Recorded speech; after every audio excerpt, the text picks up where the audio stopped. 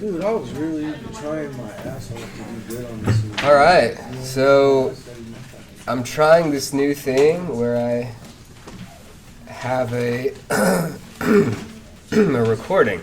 Also, this new thing where I can talk. So we will see how that goes. The idea is I'll be able to upload these things to YouTube. I don't know if it's going to work.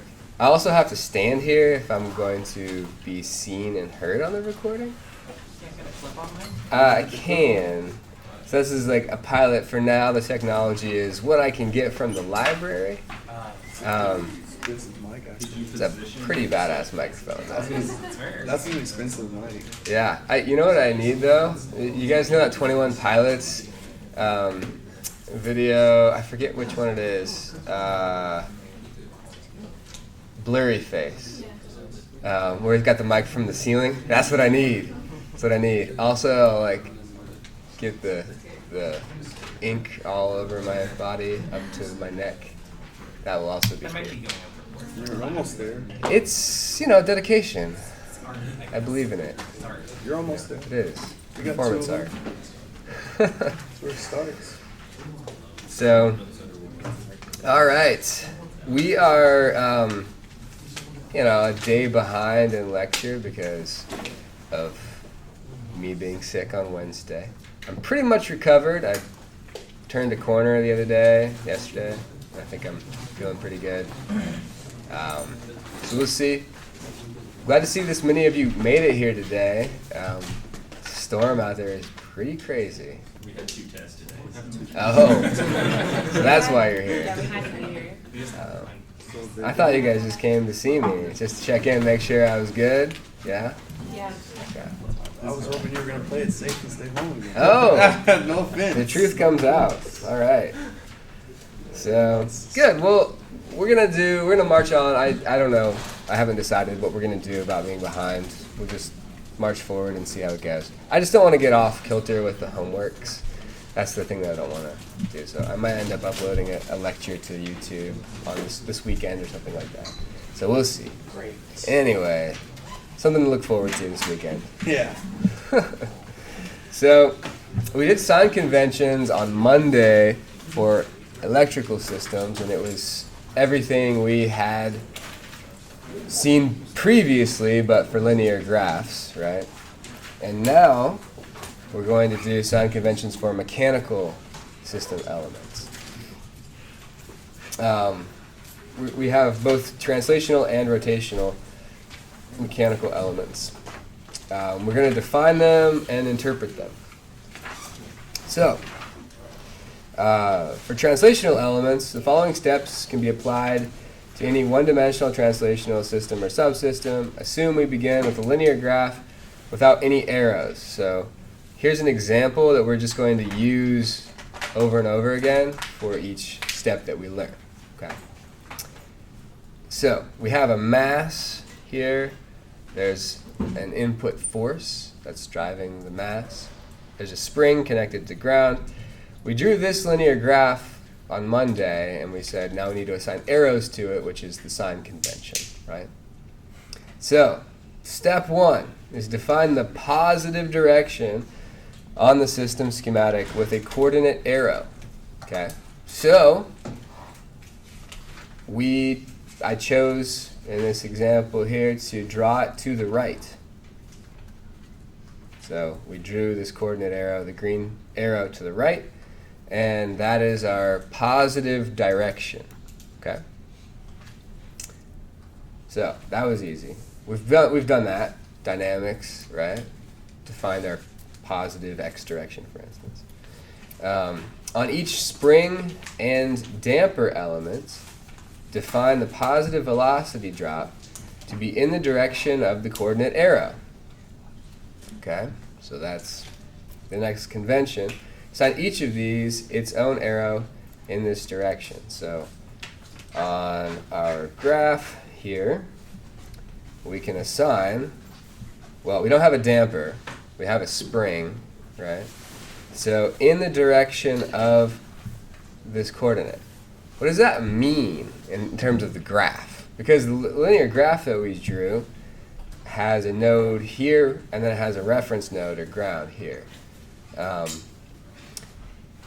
When we interpret that, when we say in the direction of the coordinate arrow, what we mean is from which velocity reference to another velocity reference. So in this case, the direction starts at the mass velocity reference, or velocity node, and it goes to the reference node, the ground, right?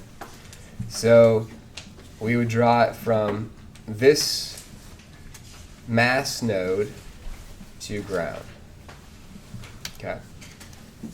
So that's the direction we assign it. So another caveat to this rule is that for a spring and a damper, if it connects to ground, always draw it to ground. Okay? So draw the arrow to ground if your element connects to ground. So follow this rule first, but then if the thing connects to ground, just draw it to ground. It's always going to work out that way. So it's a little easier. If you see things, a spring or a damper connected to ground, just draw the arrow to ground, and you're good. On each mass element, define the positive velocity drop to be toward ground. So every mass element connects to ground, right? So we always are going to have, so we already have this K going to ground. The mass will also go to ground. Now, on each force source element, assign an arrow as follows. Okay? So now this is the part where it gets kind of tricky. So we have to be careful. If the force has the same definition of positive as your coordinate arrow, draw it away from ground. Okay? So in our example up here, we drew the positive coordinate arrow to the right, and the force source was drawn to the right. Therefore, what direction do we need to assign to this source? Away from ground. Good. And we still have these from before. If the force was in the opposite direction of positive, so if your force was to the left here, we would have to draw it towards ground instead of away from ground. Okay. So oftentimes we will just assign the positive coordinate direction to be in the same direction as the positive force source, just so that it always goes away from ground and we don't have to worry about this. But we should be cautious as we apply this. On each velocity source element, assign an arrow as follows. If the velocity has the same definition of positive as your coordinate arrow, draw it toward ground. So we don't have this in our example because we don't have a velocity source in it, right? But if we had a system with a velocity source, we would say, okay, the velocity source has a defined direction. It says that it's putting in a velocity, say, to the right. Then you look at what direction the drop is, and you draw the arrow in the direction of the drop if it is in the same direction of the coordinate arrow, and then the opposite direction if it's not. So we will see a lot of examples of this, so I don't think it'll be too confusing for you, but that's the rule. The reason that we adhere to this is that our interpretation afterward of what the signs mean, so we're going to get out a result that's going to say that there's like -5 newtons force in a spring. And we have to be able to interpret, what does that mean for the spring? Does it mean the spring is in compression? Does it mean it's in tension? What does it mean? So if we followed this sign convention, then we can interpret the result in terms of this table, which is why we went through this, so we can interpret things.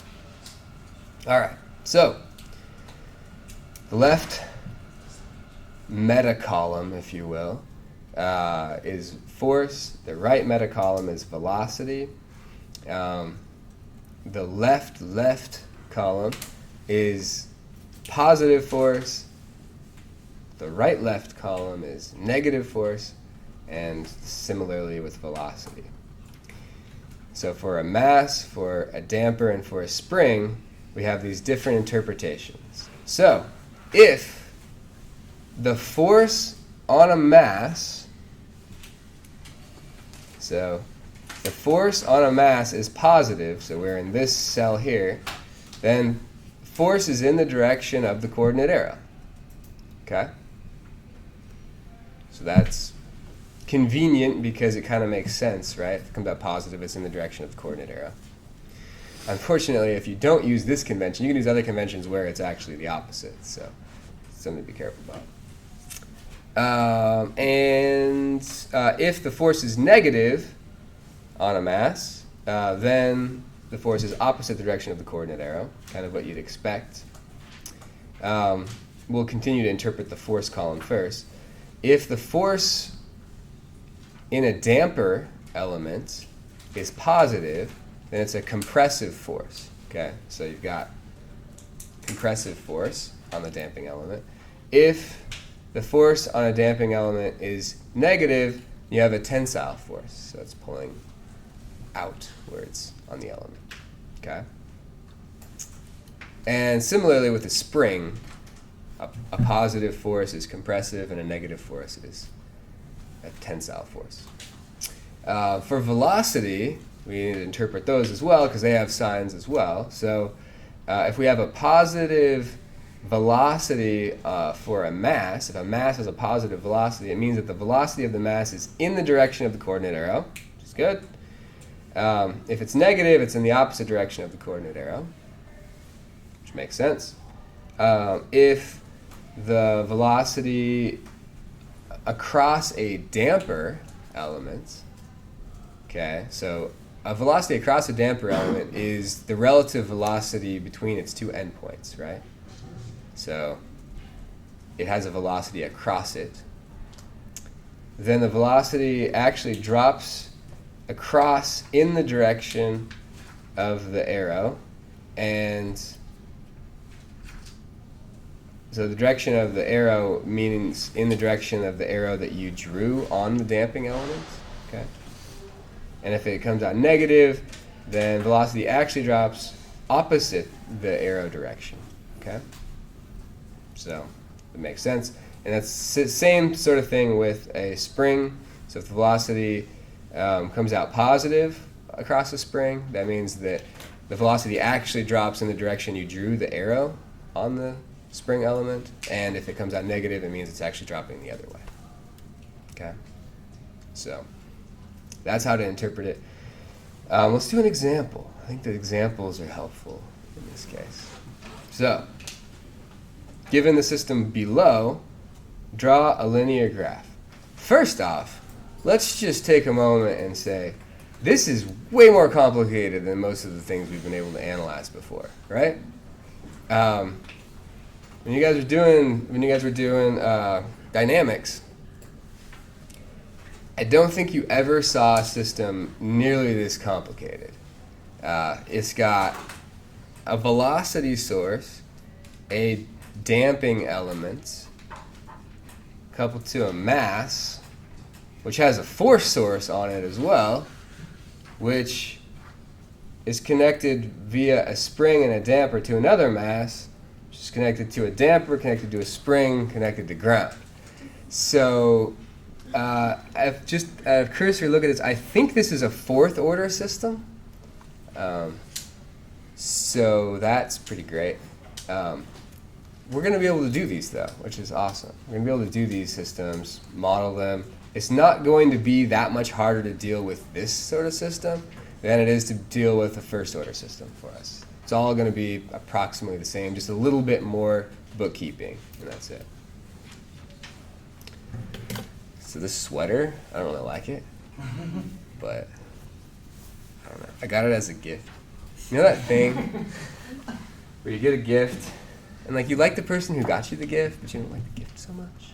So it's from your But everyone else ends up liking it, and so then you end up liking it more.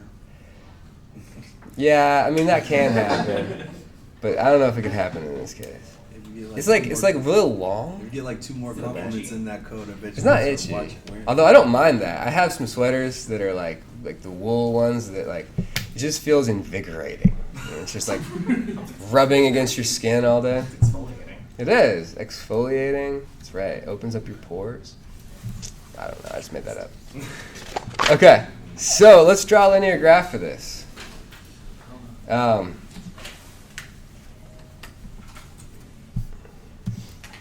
Let's say one thing we could I always start with when I draw a linear graph is the ground. Okay, because there's always going to be a ground, so we might as well draw it in from the start. So let's draw it in. Maybe I'll go here. So you can draw a ground as far as you want along here. It's kind of nice to make it long so that you have lots of space to work with. So let's start on the left-hand side of the graph. Let's not assign any arrows first. Let's just draw the graph first, and then we'll assign arrows afterwards. We we will eventually assign a coordinate arrow to it. So let's do that now. Let's do that now. Let's just assign a coordinate arrow. Let's draw it to the right. Okay? We could have drawn it to the left, but we chose to go to the right. And let's start on the left-hand side of the graph and just start drawing in elements. So we have a velocity source that's connected to this node. First off, it's a good thing to start thinking about this first. How many nodes do we have in this graph? Okay? So the ground, we always have the ground, right? And then we've got, so ground is 1. Here's 2. A mass can have a velocity associated with it, right? So there's 3. There's another mass there, 4. Okay? What's that dot right There here is also another node, 5. There's not going to be a mass associated with it, but it is technically another node. So that's another. So 5 nodes total. So including this. So let's just draw like 4. 1, 2, 3, 4. Okay? So 4 nodes and then 5. So this node is associated with this on the diagram. So there's a velocity source associated with it. Okay? So we'll draw that in. Velocity sources almost always reference ground. I will say it's virtually always. You can have these weird cases, but I wouldn't worry too much about that. Once you have a deeper understanding of these, you'll feel more comfortable with that idea. But a velocity source, Vs, will be there. That connects to the mass 1 node. We could go ahead and draw in the mass 1 and mass 2. We know that mass 1 and mass 2 connect from their node to ground, right? Always. So this is the M1 node, and this is the M2 node. And so, do the dotted lines matter? They don't matter. It's just to remind ourselves that we always connect mass elements to ground. It's sort of by saying it goes to ground by default. No matter how the graph was connected, it would always go to ground. So in between this velocity source node and this mass 1 node, there is a damper element, right? So let's go ahead and draw that in. So B1.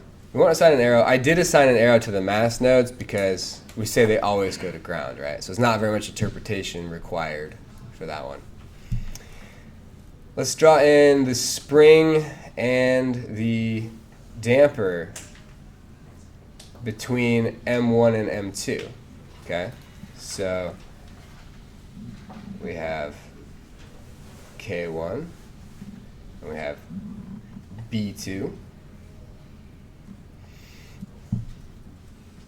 And then between the mass 1 node and this, there's a distinct velocity there. There's no mass associated with it, but we can still draw that, and that one's going to be, oh crap, I drew arrows. Sorry. I'm gonna delete those and we're gonna talk about them while we assign them. So there's B3, and then here comes K2. It's gonna look like a B. K2. Arrow. Shoot. It's like I almost can't help myself. I just have to draw them in. Okay, so we drew everything but the arrows, but we actually drew them all. We just deleted them. Right. Okay. So now let's go through and assign these arrows. Oh, we forgot something. What did we forget? The force source. I'm chalking it up to cold head or something. Okay, anyways. Force source connects where? Which node should it connect to? Mass 1. The mass 1 node, right. So let's draw it here. And watch me not draw an arrow. I'll draw a circle. And FS. Look at that. That was really good concentration. I feel you stopping yourself. It was really hard. Okay, so let's assign the arrows here. So our velocity source, let's start there because it's on the left, and we write left to right in English. So there's my justification. Not that I need to. Radical free will. We can do whatever we want. We'll start on the left because we want to. All right, VS. Which direction should I draw the arrow? Away from Up. ground. Away from ground. Why do we think that? Because it's going in the direction of the coordinate arrow. In the direction of the coordinate arrow. But let's go. I think we're mixing up the force source rule with the velocity source rule. Yeah. What? So let's take a look. On each velocity source element, assign the arrow as follows. If the velocity has the same definition of positive as your coordinated arrow, which is our case, right? Mm-hmm. Okay. Draw it toward ground. It's just the opposite of the force one, so. I mean, I try to make it clear. All right. It was a trap. I set you guys up for that one a little bit. You were. So towards ground. Keeping you on your toes. Okay. Now, what about B1? It's the next one that we encounter. What is our rule with these dampers? When we assign, so this was rule 2, right? Springs and dampers. So positive velocity drop to be in the direction of the coordinate arrow. Okay? Or if it connects to ground, draw to ground. So we look back here. Positive velocity. In the direction of the coordinate arrow is from this source node to mass 1, right? So that's that way. I know you guys are surprised because I drew it that way when I drew the element. You guys are gonna get like good at this yourselves and like be able to just like draw it in with the arrows every time. But it's good to slow down when you first start so that you don't get confused. It's the opposite direction of velocity. So then the force source is going to the left, right? Oh, Jordan, you're gonna be so disappointed. I'm kidding. Okay, so the force source is going to the left opposite the coordinate arrow. So with a force source up here, if it's opposite, it's toward ground. Okay, so we gotta also draw this one toward ground. That was a weak sauce arrow. There we go. Toward ground. Okay? I know. It was like the old switcheroo twice. I can't believe I didn't see that arrow pointing the other direction. So yeah, this one points to the left, and this one points to the right. No. So good. Guys, it's cute. All right. So between mass 1 and mass 2, we go through these two elements, the spring and the damper, in parallel, right? Now, we need to assign the arrow to be, just like with this damper element, in the direction of the coordinate arrow. So from mass 1 to mass 2, right? So, like that. Oh boy. A little more on that. There we go. And for damper 3, right here, once again, we're going from left to right, right? So mass 2 to this node here, so we're going that way, and then the last one to ground. And we knew that one was going to be to ground anyways, right? Always to ground. Because if it's connected to ground, and it's a mass, a spring, or a damper, the direction of the arrow is always to ground. Okay. Whew. We did it. We drew a linear graph. And you guys, I'm going to tell you something now. Once we have this linear graph, like this, and we've drawn it correctly, the rest is just going through a list of rules. Okay, we're going to go through these rules, and we're going to model these systems, and it's going to be super easy. So from this on, you guys will be like automatic soon. Maybe a week or so, maybe 2. All right, so that's exciting. So rotational elements also have a sign convention. And so we'll go through those steps. They're very similar. All these steps can be applied to a rotational system. So,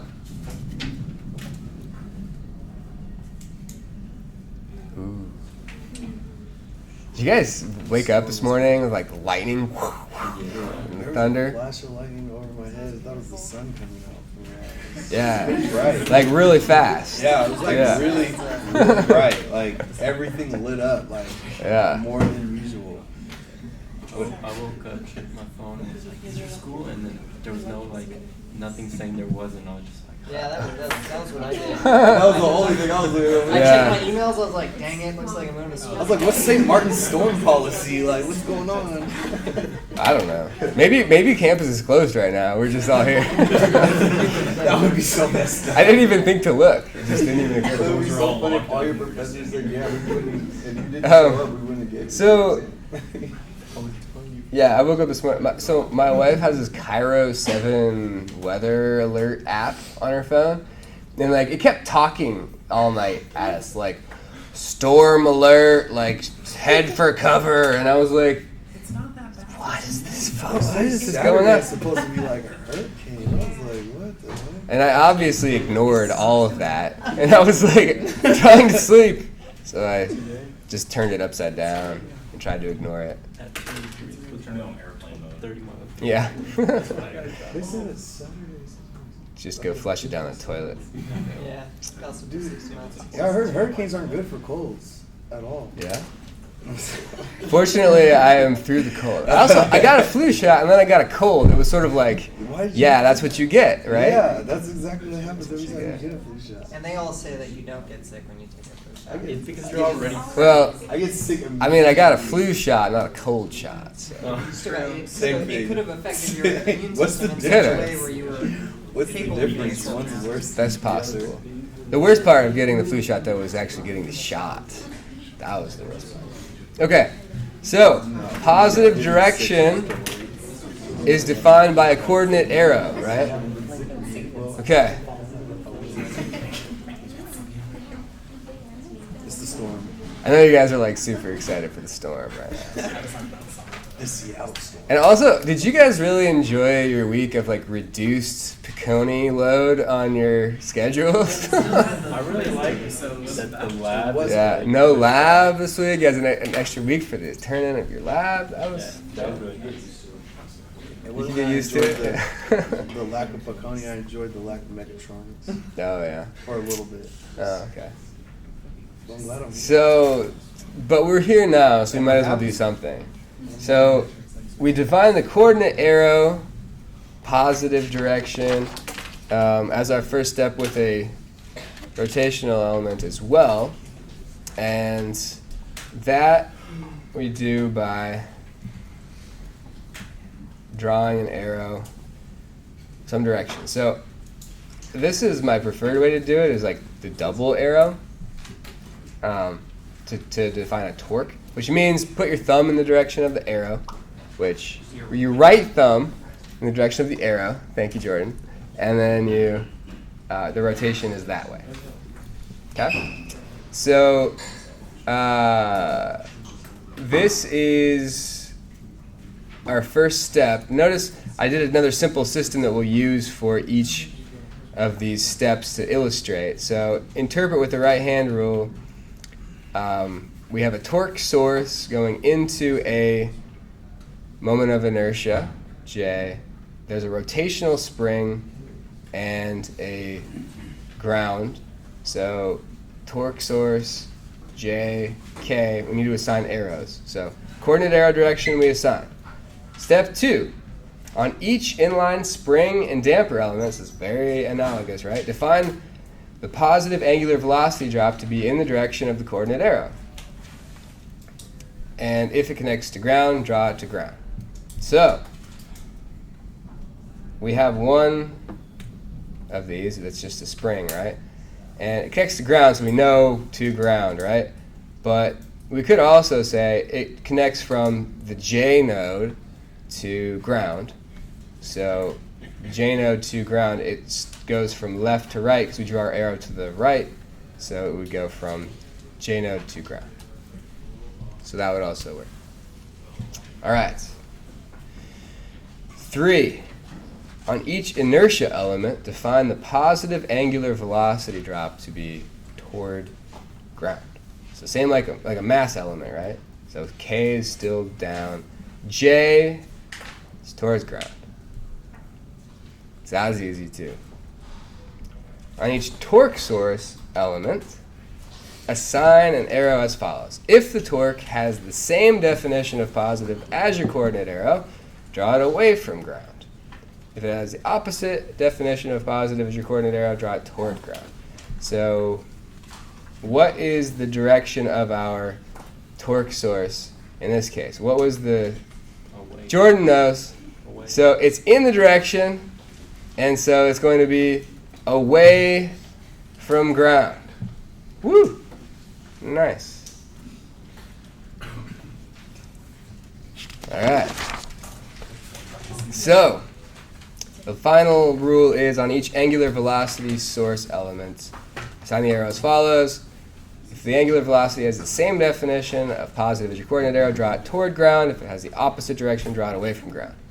The textbook has a short discussion of the sign convention in it, but it's not very fully developed. So I went into a little bit more detail here than you'll find in the book, for what it's worth. Also, it comes with this interpretation stuff, which the book doesn't talk about. So, here we go. Interpretation. Ooh, does anybody have a towel? Like small towel? Like you guys are golfing and you're gonna like wipe sweat off your face and like make sure your clubs are dry before you use them. Don't. Oh, I could use my sweater. I have I don't know if this will work. Okay, so we'll do torques over here, angular velocities over here. So a positive torque on a moment of inertia element is a torque in the direction of the coordinate arrow, okay? And negative one is opposite direction of the coordinate arrow. Makes sense. So this is where it gets tricky though. So if you have a damping element that has a positive torque being transmitted through it, then it's a ringing of something.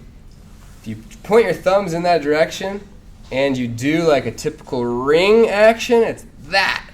That's the specifically that direction. So left hand over right hand and Left hand over right hand and thumbs up. this way. And so you can see I What's drew the this way? direction of how things would look corkscrew-wise if you rang it that way. That is the direction. They gotta go.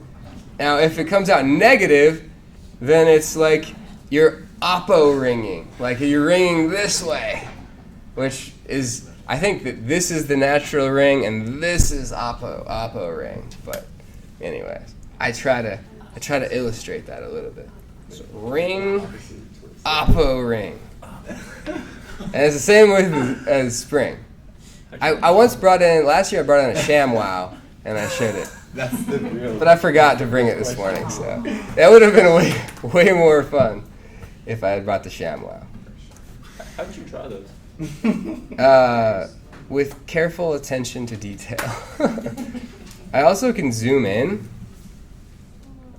Oh, and man, draw it's things. not such a good drawing. Zoom back out. It's hurting my eyes. Too Zoom back close, out. too close. Yeah, that's right. So, angular velocity on a moment of inertia, if it's positive, it means it's in the direction of the coordinate arrow. If it's negative, it's in the opposite direction. And for a damping element, if it's positive, it means that the velocity actually drops in the direction that you drew the arrow for that element to be in. So if you drew it from one node to another node, the arrow in that direction, it means that if it's positive, it's actually dropping in that direction. So the node that it goes from is at a higher velocity than the node it's going to. Okay? And if it's negative, it's exactly the opposite. And that is that for springs and dampers. Okay, here's another big system with lots of stuff happening in it. All right, are we ready? Can we do this? Yes. Okay, I believe. So let's draw ground, because we like doing that first. Shh, whoa, that didn't work. That also didn't work. All right, third time is the charm. Yeah. Watch this also. Crap. Crap. So cool. Okay. Okay, now I'm going to copy this there, and I'm going to Make a linear pattern. what? Whoa. What? That looks really nice. They're all equally spaced. You guys all follow that on your papers? Okay. All right. So there's ground. And let's draw our coordinate arrow. I'm going to draw it to the right because that's how I did it in my example to myself. So we often draw it to the right because, I don't know, we're creatures of habit or something. So here we go. What is our torque source? No, we should do the nodes first. I think it helps to do the nodes. Let's do the nodes. So we've got our ground node. J1, J2, J3. I think those are our only nodes, right? Yeah, I think those are only other nodes. So Yeah. J1, J2, J3. We could even draw the J's. We know the J is just going to go to ground, right?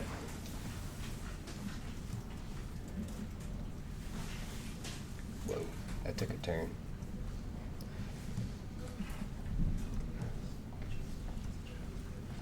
All right, so we've got J1, whoa, big J, J1, J2, and J3.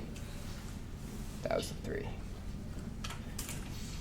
And we have a torque source that connects to J1, right? So let's draw that in. And which direction should we draw the arrow? Toward ground, Squad. right? Because we have a torque source and it's opposite the direction of the coordinated arrow, so it has to go towards ground. Good. So J1, we already drew in the J part of it. Now, notice there's something, this is going to be happening here. This is going to be a common notation. This is a bearing that's on our J1 element. It's on the shaft there, but J1 and the shaft, if it's short enough, they're all at the same angular velocity, okay? So we've got this bearing that's bearing. They're probably in reality, or there's a bearing on each side of this, but we could model it as one bearing if we wanted to, just for purposes of the damping it is associated with it. We said that its damping is B1. So B1 connects from the J1 velocity node to what? K1? Does it connect to K1? What is the other velocity associated with the bearing? The bearing is connected to the chassis. Angular velocity? So the angular velocity of J1 is one side of it. So it starts at this node, and then it goes where? What is it referenced to for B1? Ground. It goes to ground. Yeah, right? It's heavy. All right, so this goes to ground.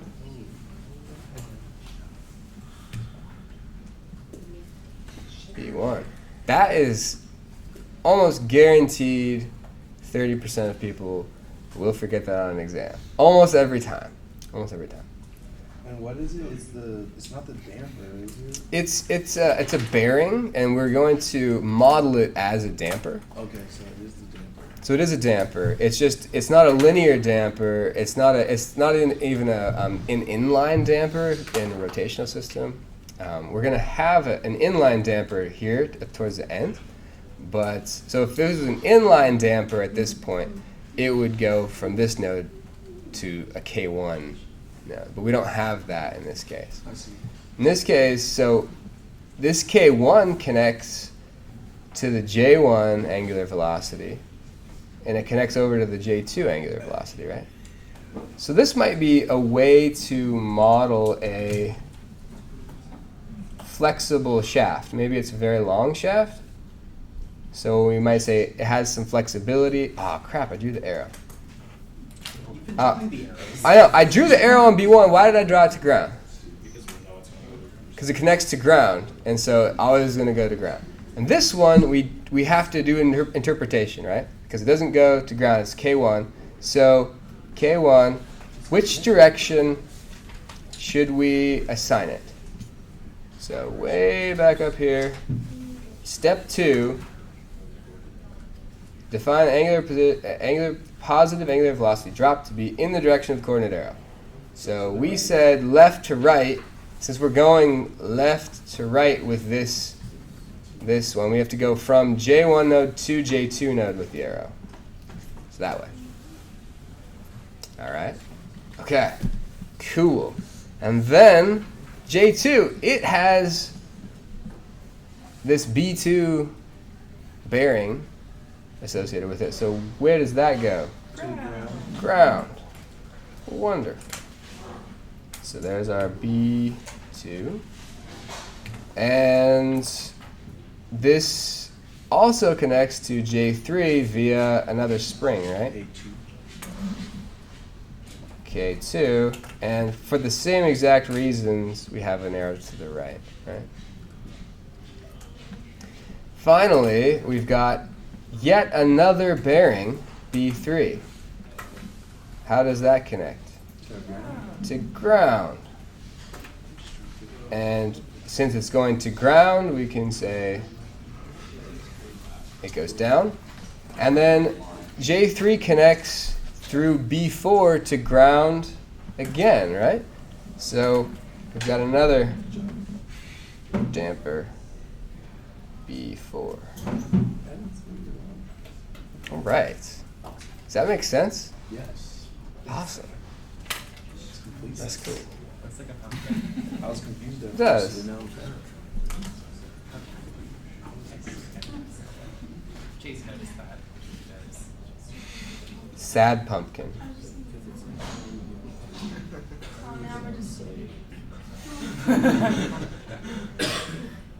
with only one upper tooth. All right. We don't play around in this class. We're very serious people. Okay, so we have 3 more minutes. I don't think we're going to get through all of this, but this is all very simple. We'll cover this next time, but the idea. Whoa! How did I end up so screwed up with my order of notes? Anyways, the idea is we're going to learn how to do element interconnection laws. And what do you guys think we're going to call those? Say it again. The element interconnection laws. We're going to define how the elements connect to each other with equations. Differential equation. Well, we're going to have them integrated, but continuity equation, compatibility equation. So it's going to be just like KVL and KCL for circuits, but for linear graphs. So that will be pretty fun. So something to look forward to on Monday / this weekend. I was gonna say, is there a lecture So during the hurricane? we will see. Might have a special weather edition. I'll let you know. They said hurricane wind. A soothing podcast. I looked up on there Yes. and it was a spiral. Burn some incense. Drink some tea. But Have a Ricola, which I'm all about right now. They're pretty awesome.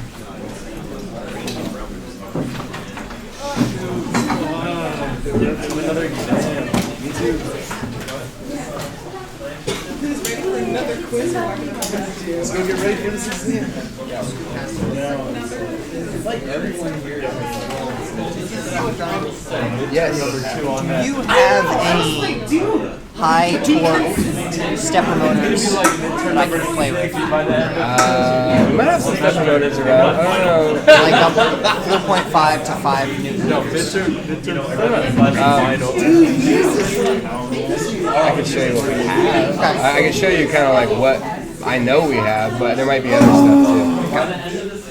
And then Scott mentioned something about how you have Arduino LCD things that